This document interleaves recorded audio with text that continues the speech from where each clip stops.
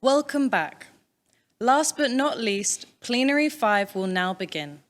In Plenary 5, we will hear the voices from young students on the subject of climate change. Let's start Voice from the Young. I would like to welcome our moderator for this session, Kim Hong-jin, from Coalition for Our Common Future and the KAIST Center for Sustainable Development. Thank you, Karen, for your kind introduction. President Kim, Director Kim, Chairperson Yeo, Chairperson and distinguished members in the audience.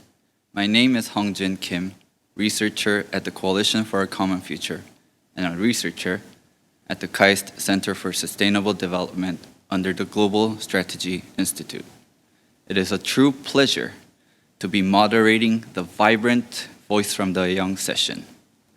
Building on last year's Youth Green Growth Manifesto, my brilliant team at the Coalition has assembled an exciting cohort of young talents who in their respective areas are preparing to venture into the new climate frontier, changing climate risks into climate opportunities.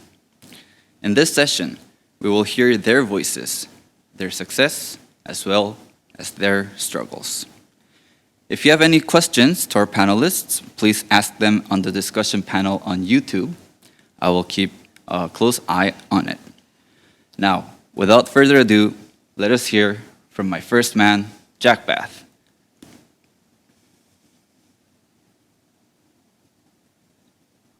Okay, thank you very much for that kind introduction. And hello, everybody. My name is Jack Bath. And today I'm going to be presenting to you a new and ambitious approach to market-based renewable technology transfers, development, and capacity building in developing economies.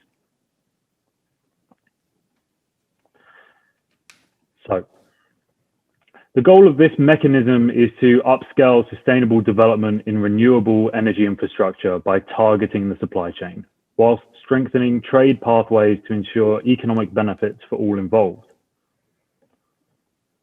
As I'm sure at this point we're all very intimately aware of the emission issue, continued development of developing economies and the emissions resultant thereof are contributing to our speedy approach to the 2-degree limit which we've set ourselves under the Paris Agreement. This image is very well used, but it's one that is true nonetheless. We've already increased the average global temperature by about 1 degree since the late 1970s.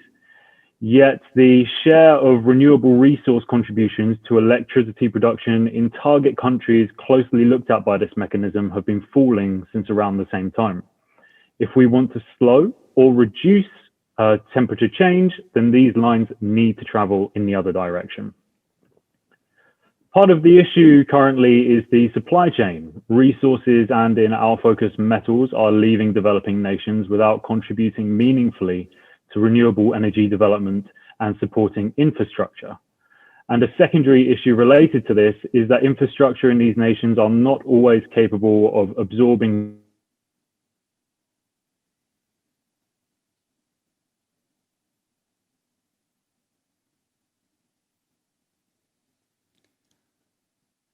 It seems we have run into some bit of a technical problem. We'll fix it as soon as possible.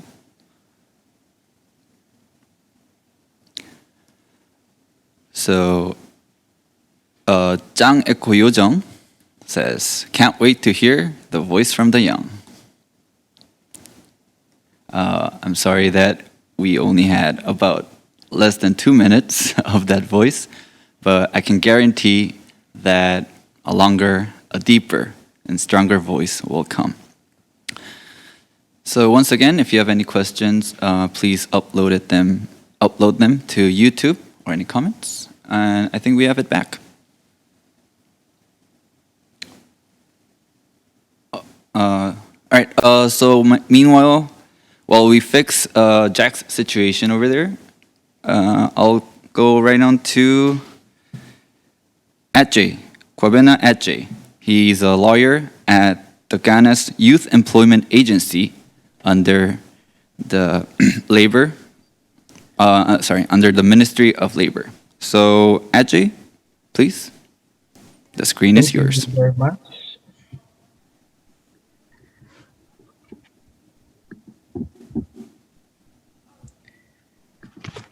Thank you very much. I'm Kwabna Safweji, Legal Counsel at the Youth Employment Agency Ghana, and a Social Entrepreneurship MBA student at the Kai's College of Business.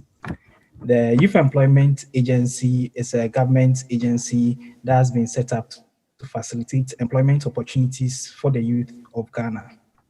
Today, I'll be speaking on youth employment in green sectors in Ghana.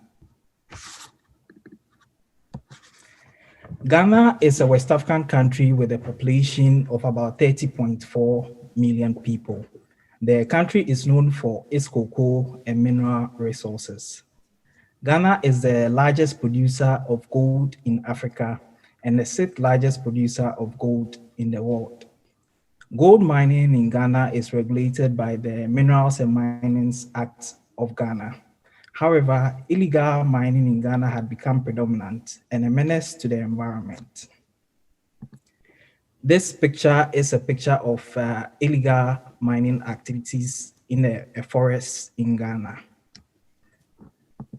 This is also a picture of a river that has been polluted as a result of illegal mining activities in Ghana.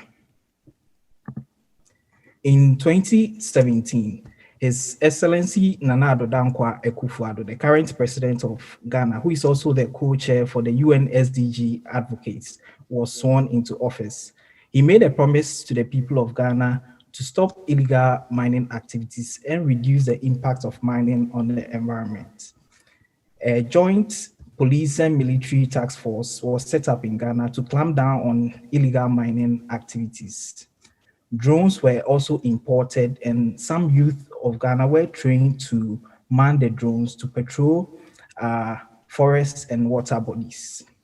At the Youth Employment Agency, under the leadership of Mr. Samuel Ku and lawyer Justin Kodia, the Youth in Afforestation Program was introduced. The Youth in Afforestation Program is a program that seeks to train some Ghanaian youth on plant nursery and forest plantations in order to reclaim the degraded lands that have been damaged by illegal mining activities. A total of 20,000 youth have been recruited to participate in this program. To incentivize the youth to participate in the program, a stipend of $150 is given to the youth under this program every month. The program has yielded some results. This is a picture of a plant nursery in a district in Ghana.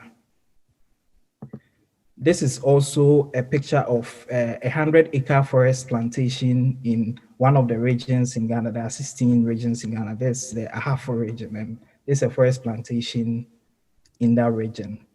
A major challenge of this program is inadequate funding, which has stifled the smooth implementation of the program.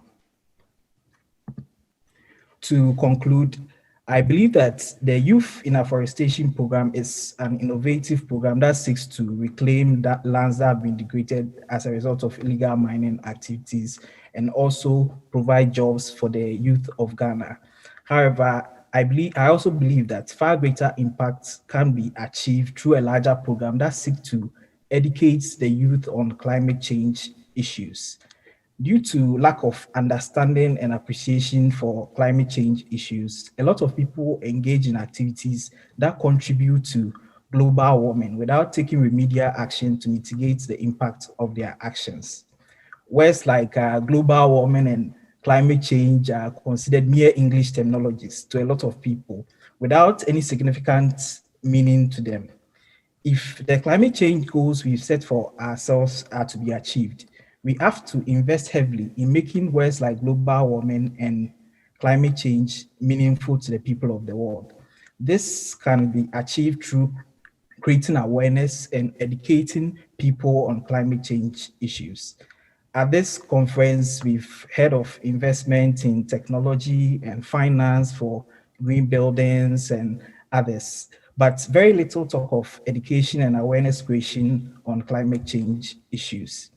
As I go back to my country, Ghana, next year, I hope to champion programs that will seek to educate the youth of Ghana on climate change issues and make them conscious of the impact of their activities on the environment. Thank you very much. Well, thank you very much, Ajay. I not only wish you champion those programs, but you yourself become a champion in green growth.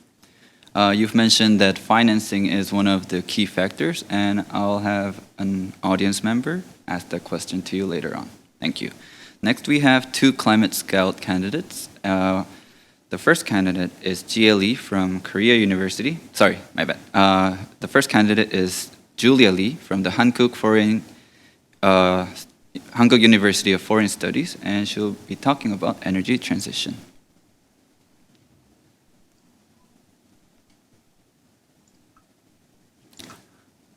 Screen is yours. Okay, hello everyone. Could you all see my screen? Yes. Yes.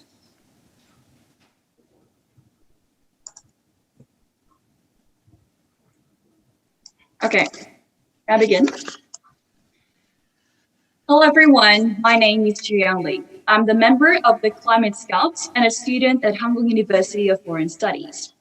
Today, I would like to talk about the bottom-up approach to energy transition. 8 years ago, I was a middle school student living in New Delhi, India. Blackouts happen for 30 minutes every other day.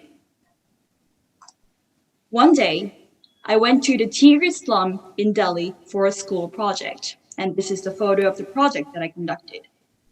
I visited a house with no electricity. They relied on sunlight during the day and candles at night.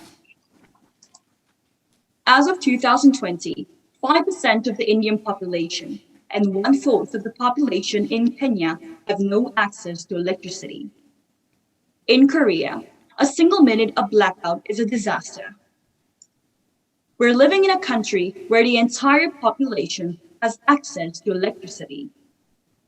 Electricity comes from energy, but we can no longer rely on fossil fuels or natural gas to generate electricity. Those vital resources are running out. Energy transition is an ongoing process around the world, but rapid energy transitions are not sustainable. If we do not act now, the large-scale blackouts may soon be our reality in a couple of years. Last Saturday, the youth went on climate strikes all around Seoul, Busan, Incheon, and even in Jeju.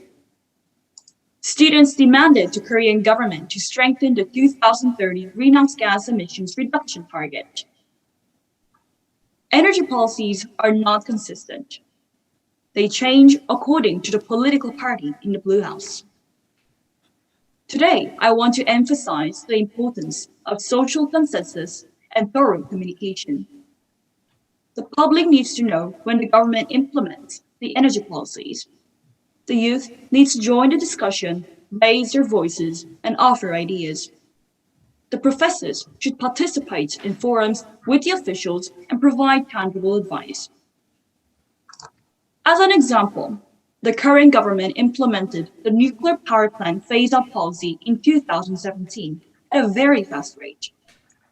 There was no opportunity for the public to understand the aftermath of the policy. In fact, more coal power plants are being built in Korea and also in foreign countries. Professors and college students have come together from 60 universities to slow down the process. Yet, there is no response. What we need is a platform for discussion among the citizens, policymakers, experts, and students. Many citizens are not really aware of the impact of the government's energy policies. In Korea, energy transitions are happening at a national level and regional level. We need workshops conducted in the regional sector that does two important things. First, delivering information, and second, sharing opinions. On November 17th, Cheongju YWCA and the Council of Green Cheongju hosted a citizen workshop for Cheongju-si, Green New Deal and energy transition. The City Council and 50 participants joined in the workshop. These citizens offered their opinions on the policies and energy projects, and the mayor agreed to make efforts to reflect their views. These citizen workshops must be held in cities 4 times a year before and after the energy policies are made. High school students, college students, and youth environmental organizations should also be present at the workshops. Youth can be experts in energy issues as well. We will not cease to voice out until such communication can be made. We need a bottom-up approach to national and regional energy policies. Thank you. This is the end of my presentation. Now, one of the most interesting slides in your presentation was the combination or the coalition of youth, citizen, and experts. And I can refer you to the Jeju Green Big Bang Committee. They also have a very similar structure, and they're trying to incorporate youth and expand their roles. Hope you can look into that. And next, we have Jie from Korea University. She'll talk about the interconnectivity between the young and the old through media.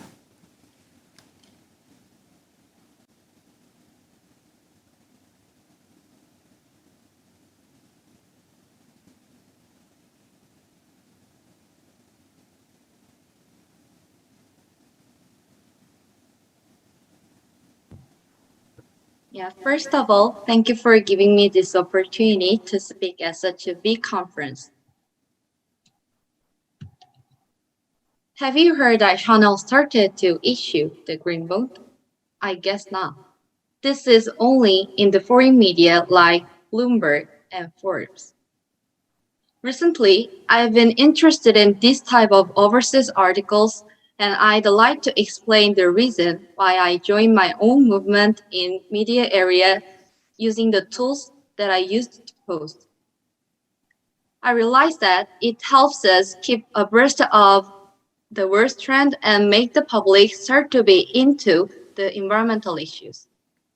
For example, when we conduct the online campaign, over 300 participants started to be interested in, and some of them voluntarily enjoyed their small conservation activities in their daily lives.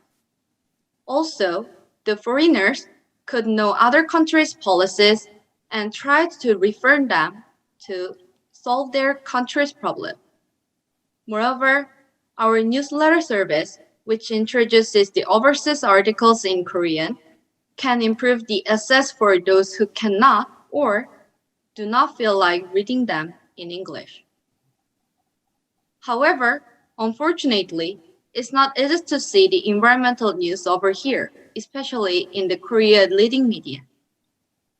Unlike our country, Bloomberg, one of the most reputable media in the world, launched a new platform called Bloomberg Green last January. It provides various information such as energy, science, finance, adaptation, politics, culture, and even design. Also, they've released a series of environmental experts' opinions and have a plan to launch the podcast until the end of this year. Thus, I'm a part of youth movement creating a big platform for the foreign and domestic news related to the various climate change issues and reflecting the voice from the young. If you want to look at what the youth do, I encourage you to visit our website. The climate crisis has led young people to behave this way, and we're trying to learn about cross-cutting issues by networking various people through their own ways. Also, we try to solve problems based on creativity, curiosity, and passion. And if we have any questions, we are quickly improving our knowledge through online materials. For example, including me, all members who submit the abstracts to the conference in our organization past the preliminary round. Most decisively, I mentioned that we are leading many types of projects very successfully. Finally, I'm confident that the present and young generation make a media movement together by invigorating our respective expertise. Also, if the leading media in Korea publish more articles and create a new sector, we can make this together, dealing with climate change issues like Bloomberg Grid. Then I promise that try my best to be an ambitious, smarter, more hardworking expert on climate change. I'll end my speech hoping that there'll be more articles and platforms for the future. Thank you. Well, Jia, I think you already have a fan. Kyuri Cho says, I'm supporting your activities, especially new services. Keep it up. And as a follow-up, you have a question to Jia. What was the most impressive article you read? It will be useful to share with us. You can follow up this comment on YouTube and tell Jang Eko Yojang about your most impressive articles. So moving on, next we have Gina. Gina is also a master's candidate at the KAIST Graduate School of Green Growth. And I think her actions literally speaks louder than her words. So Gina, the screen is yours.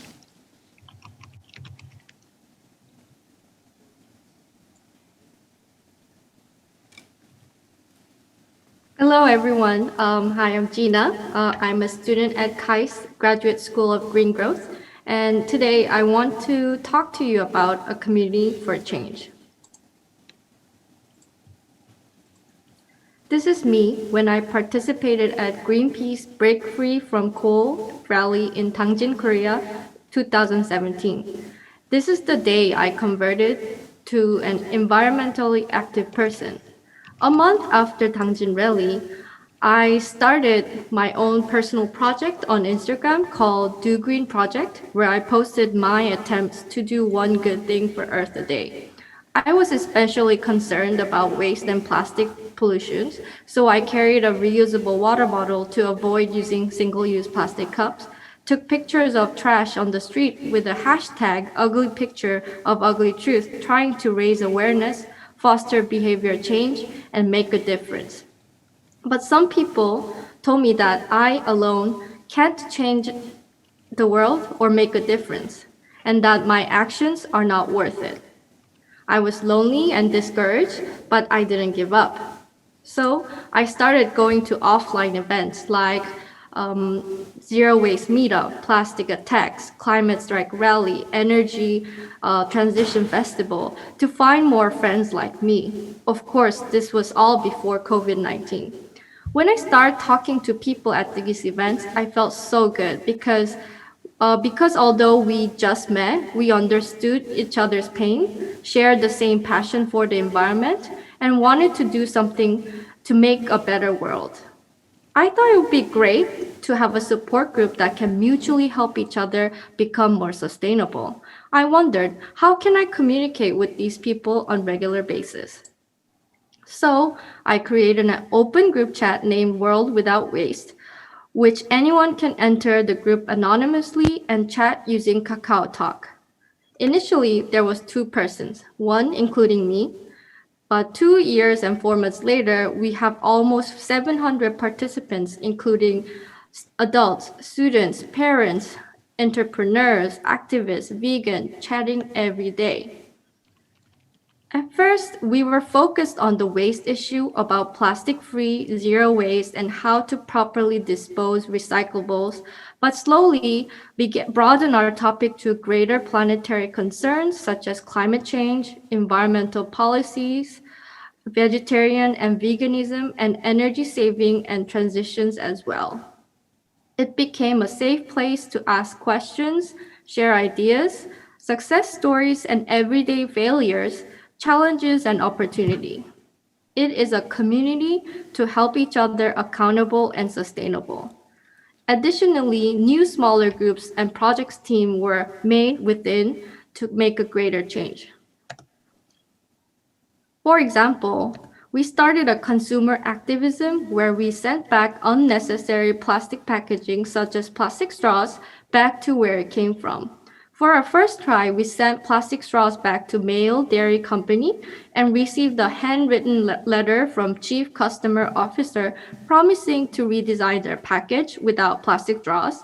Second, we sent the plastic straws back to Namyang Dairy Company, and which resulted in a customer meeting and full-fledged straw return campaign hosted by Namyang. And lastly, the most recent project was to send back plastic cap of Spam, which actually is not used to be used for storage, back to CJ 제일제당. This action got the most media coverage, and CJ got rid of the plastic cap in a certain gift set product. Because many conscious people and consumers participated in this return movement together, we were able to get our voices heard, asking the business to change their practices to be sustainable. And they responded. Now we have to keep an eye on them whether they really keep their promises. I couldn't make this change alone. I have 700 other people supporting our cause and acting together to make this change. We need a friend and a community to make a change. But anyone can start a community at your work, with your friends, and with your neighbors. Young adults especially are the building blocks of these grassroots and bottom-up movements and social network. They are willing and able to make part of social movements and actively engage in it to make a difference. Now, we need everybody to get on board. I was a no one until I actually started doing something, but as a proud moderator of a World Without Waste open group chat, I get to give a talk at this Seoul CEC conference, which is a great honor. I just wanted to end by saying start doing. You can start small. Start something that makes you feel right. Start the change that you want to see, then you'll end up somewhere you've never been before. Thank you. Well, thank you, Gina. I think your endeavors are deeply rooted even in Oriental philosophy. There's a Confucius book called Jungyong, and the 23rd chapter actually mentions what you're saying. Small changes in behavior impresses other people, and those impressions bring about the change that you want to see in this world. Now, as moderator, I didn't want to give Jack another chance because he supports a different football team. However, because of his excellent contents, we'll give him another chance. What do you think?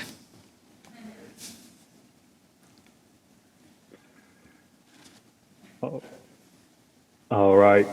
Thank you for bearing with me, everybody. I think as much as we can agree with that the climate change issue is unpredictable, technology is probably the unrivaled master of unpredictability. So I'm going to be starting from about halfway through here. And hopefully you're seeing the presentation clearly. So just to really quickly recap, and sorry for the translators who don't have a copy of what I'm about to say. We're basically talking about a global mechanism which aims to tackle issues to do with climate change by targeting supply chains of resources and technology production. So one of the biggest issues we're facing currently is the supply chain. Resources, and in the focus of what we're looking at here, metals are leaving developing nations, and they're not meaningfully contributing to renewable energy development and supporting infrastructure. And another part of the issue here is that many of these nations simply lack the capability to absorb renewable technology effectively.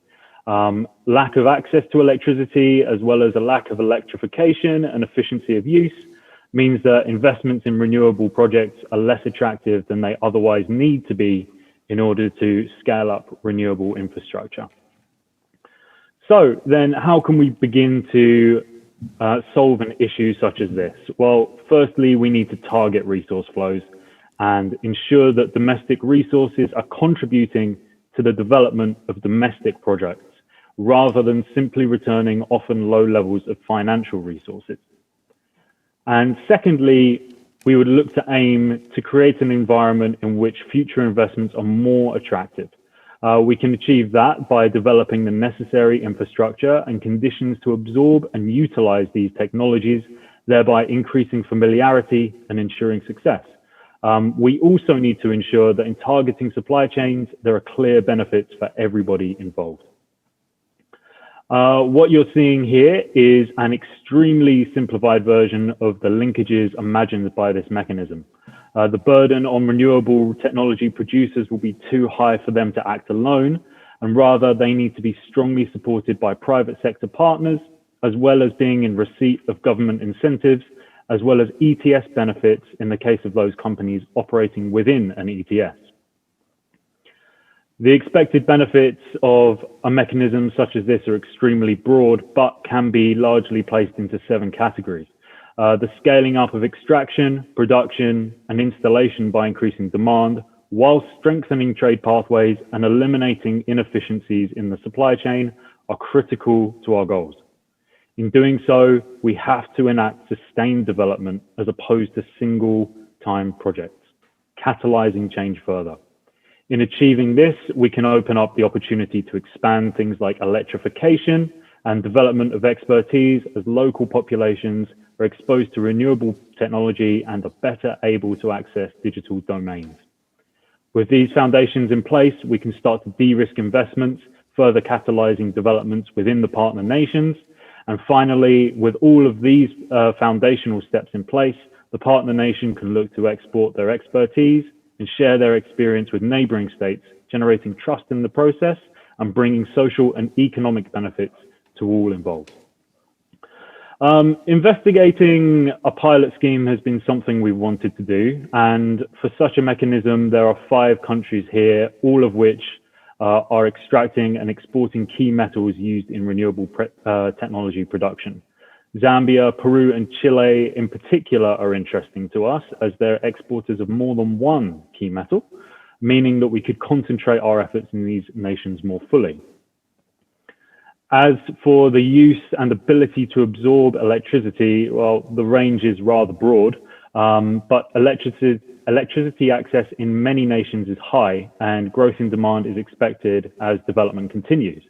One problem is a reliance on hydropower, which is troublesome for countries such as Brazil and Zambia, as unpredictable rains and river flows as a result of climate change are decreasing their energy security.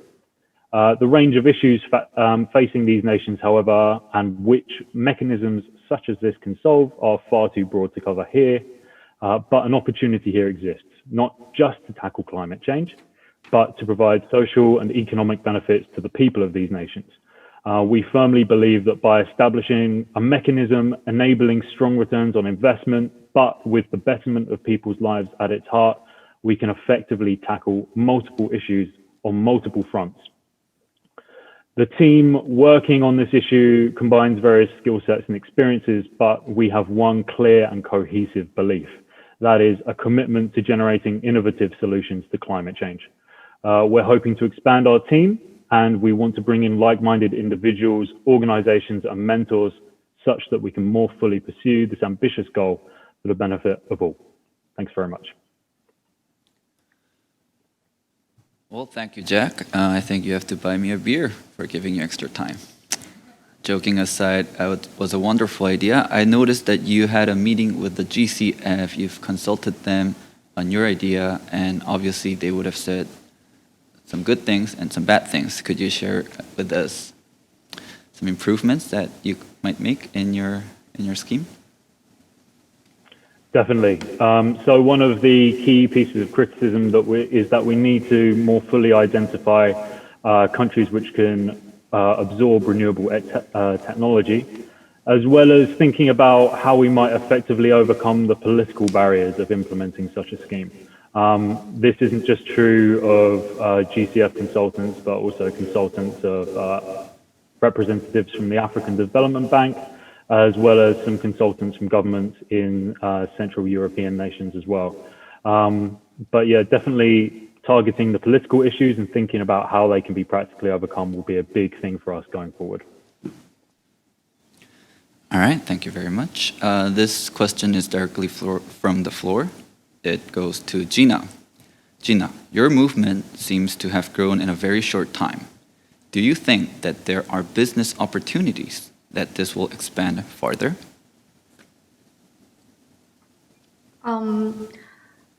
Well, I think we are getting a lot of attention as we are voicing our voices to the businesses, but there are some businesses who are opening their ideas to more sustainable practices and products. They are asking for our consultation as we have a group of people, very environmentally active and conscious people, where they want to get ideas from us, what we want to see the change in. So maybe there can be a business opportunity where we can collaborate with the businesses, but I'm not sure if the community it would be the same character if we turn into some profitable agency. All right, thank you for expanding on that. We have a very interesting question. I'll just read it. ID, it's quite interesting. True Love, or maybe it's a name of a town in Europe. Hi, I'm an engineer working in Germany. Although I know climate change is an issue, it is difficult to feel or measure, especially at home in Serbia. What is the role of youth in spreading this knowledge, and what can the youth do, especially when not all have full access to the aforementioned platforms, such as Bloomberg? So let me throw that question to Ajay. You're a lawyer?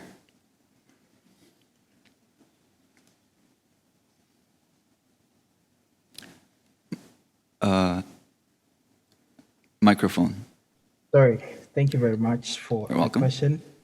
I think that currently the advent of the internet has bridged the gap in terms of connectivity between individuals and people and groups around the world. And there are various platforms, both on social media networks, Facebook, even professional networks like LinkedIn and whatnot. And so as a youth, I'd advise that he looks out for some of these platforms and join, and as he voices frustrations and ideas out, definitely he'll get like-minded people to champion the cause. Thank you very much.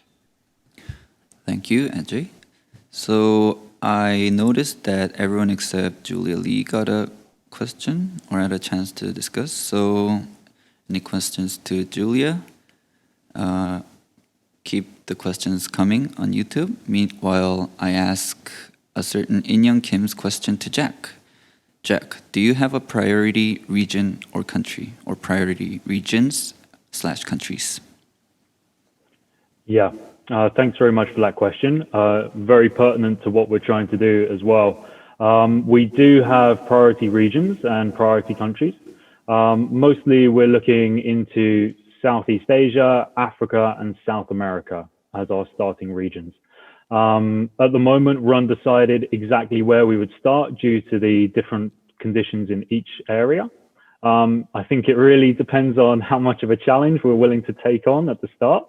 Zambia as a specified country would be interesting for us as a result of copper exports and refinement in that country. But the political conditions surrounding that are very tough to break. And as a result, that would be an extreme challenge for us. We've also looked at Chile, Peru, and the Philippines. And the Philippines, I think in particular, is a very interesting example as a result of their strong decline in the contribution of renewable sources to electricity overall. So I think those three regions in particular, very strong contenders for us, and we'll be investigating those more fully as our research progresses. All right, thank you, Jack. This question is from the moderator to Julia Lee. So, Julia, I've noticed that you've participated in a number of actual youth movements where you participate in strikes or other forms of movements. Do you have any coordination system with youth movements from abroad? Yes. In fact, when I was working in Climate Scouts, we run an organization called Youth Environmental Scouts, and we received 10 messages from environmental organizations worldwide. And there was recently a message from Youth Environmental Organization Network that asked us to join the network, where the network has numerous environmental organizations from abroad. So although we did not initially accept that request, I was able to see that many environmental organizations were actively working. And because our environmental organization had an Instagram account that had up to 10 to 15 Instagram posts that were both in Korean and English. And because of that, we were able to connect with these environmental organizations. And although we could not actually visit them or meet them, I was able to see that those networks are clearly possible in an online platform. Certainly, being able to use modern technology plays to our advantage, and I think we can use that to the fullest extent. Yeah, I think I just received a signal that I have to end the session, and unfortunately, all right. Sir, any questions from the floor? Yep. Oh, so I have a question. We just talked about Instagram. Do you have an Instagram account that where you post your activities regarding climate action? Jie, by the way. Actually, I remember the question was on the YouTube comments, so I'd like to answer that question. Well, it's really hard to choose only one, but a few weeks ago, I found an article from BBC and The Guardian that describes the movement to killing nature behavior considered as a crime in the International Crime Court. In that article, I saw the new terminology, ecocide, which means that the climate change can make many people die, like genocide. But sadly, we only have few members to write the article in a week, so we couldn't upload it in our neighbor post. So if you want to check it, then I highly encourage you to check the BBC feature or other foreign media. Certainly, I'll do that.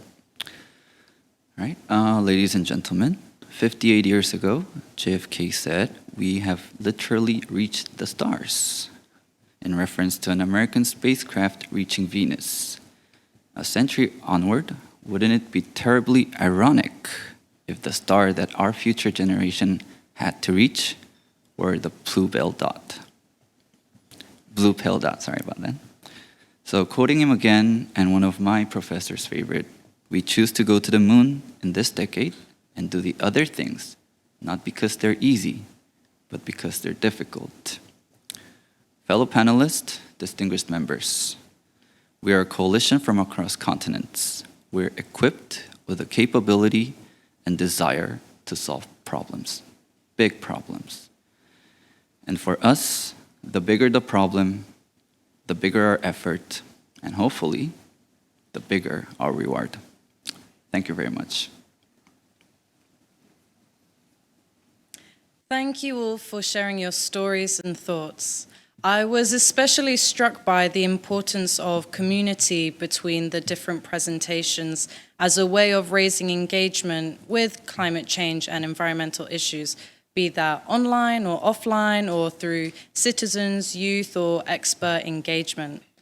I'm always reminded of a phrase that Professor Kim Sang-hyuk often says, which is, "If not now, then when, and if not me, then who?" And I was really inspired by the young people who just presented for us. So thank you very much to our young panelists.